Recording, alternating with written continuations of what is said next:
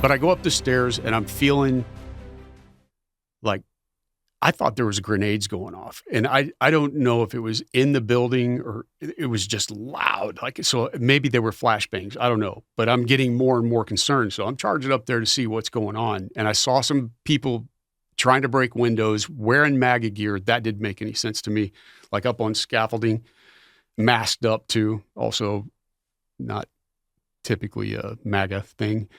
And I yelled at them, and then it was just, there was a lot going on. Actually, where I was at, it was relatively calm on that particular part of the Capitol. I don't know. I think it's not a normal entrance, that's for sure, because there was no handles on the door to go in there. It was like magnetically sealed. You're not getting in that building unless somebody unlocks it. So I thought maybe it's an area for, afterwards thinking about it, maybe it's an area for photo ops if there's dignitaries visiting or whatever. But the door opens. I can see the police officer, the Capitol police officer, through the door, communicating with what I'm assuming is a camera up in the corner, pointing to the door to unlock it. They unlock the door and opens the door, and a group of people come out. As the door was closing, there was another group of people that were already out in that outer area where I was. There was probably 4 or 5 of them, and they were yelling to the police officer, "Hey, can we go in there?" Because he just let a small group of people out. And he was like, "Yeah, come on in." All right, so let me make sure I understand that about your entrance into the Capitol. You saw the door open up, directed by a Capitol police officer. Yes. That opened the door. A group came out. Yes. Who was the group that came out? I have no idea. Were they clad in MAGA gear? Were they? I mean, is there any identifying characteristics about? Not that I recall. I mean, I don't remember. I just remember like 4 or 5 people, maybe 6, something like that. Fair enough. So you watch a group of people come out basically allowed to come out by the Capitol Police. Yeah, he opened the door. Then somebody else, not you, but somebody who you were able to hear, asked them if they could go inside. Asked the Capitol Police officer if they could enter, and they answered in the affirmative. Yes, yeah. And waved them in. Yeah. And let him come in. Then the door closed, and some period of time passed, and another group came rushing out of there. And there were 3 different voices out of this group of people. One said, "The cops are afraid." Another guy said, "They're beating an old man in there." And another guy said, "Let's go." And I just got sucked up in the moment and rushed in with them. All right. So then you end up entering the building. What makes you enter the building? So out of the groups of people that were coming in, there were people yelling that some old man's getting beaten up in there. So that was my impulsive decision to want to go and help somebody. That's it. Okay. That's why you entered the Capitol. Yeah. Okay. Simple So what enough. happens when you get in there? What do you see? I get in there and I see police officers, like the line going backwards. I see also over to the right, I see a police officer hitting what I've assumed was like a biker vet. He looked like an older guy, looked like a biker.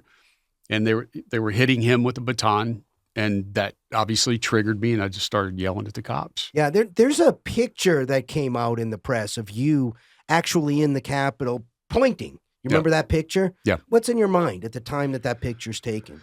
I just felt like there was a tremendous amount of injustice, so I was pissed off. What are you pointing at? What are you saying? At the police, I was saying stuff about their oaths and, what are you guys doing? And yelling at them about, how dare you hit this old man? And what, I don't know. I mean, it was like so fast.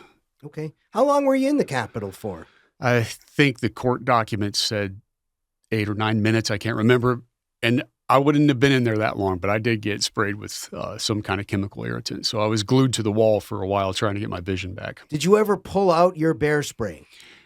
I did, because somebody in the mob grabbed onto it, and it had a little Velcro strip on it. But I locked my elbow and had a grip on it because I figured it was more secure in my hand than it was on my belt. Yeah. And did you ever engage in any acts of violence at all? No. And I know that to be true. The government agreed on that Yep. point while we were doing this case. There was never any dispute about that. You entered, you didn't engage in any acts of violence against a person or property. You did get sprayed. Yep. And then after, I guess, a few minutes of trying to figure out which way is up, you exited peacefully. Yeah, Yeah. we know the exact timeline, obviously, because the entire thing was captured on multiple surveillance cameras. So that's how we know exactly how long you were in and exactly what happened. And It confirms there was no acts of violence whatsoever. Yeah, just to be clear, that was the totality of your involvement in January 6th. Yeah. I think I was just caught in the as far as getting sprayed. They were spraying everybody, Right. So that stuff's brutal, man. I felt like the Joker. Like my face was all seized up and I couldn't see anything. Finally, when it started to calm down a little bit, I could see light at the end of the hallway. So obviously I knew that was the door. I couldn't see the stairs or anything. I'm surprised I made it down without busting my ass. But I got outside. I heard a female voice said, "Hey, do you need water?" And I poured water over my eyes. And I don't know how long it took but as soon as I got my sight back, I just went back to the hotel. Every Marine watching this podcast right now knows exactly what you went through because we go into the gas chamber. Yeah. They make you take off your mask.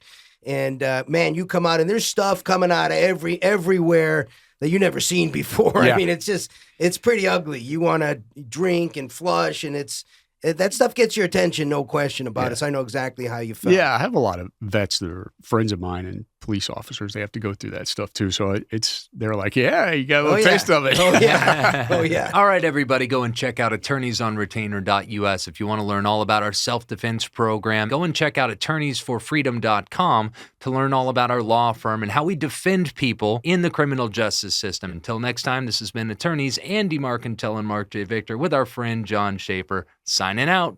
Peace.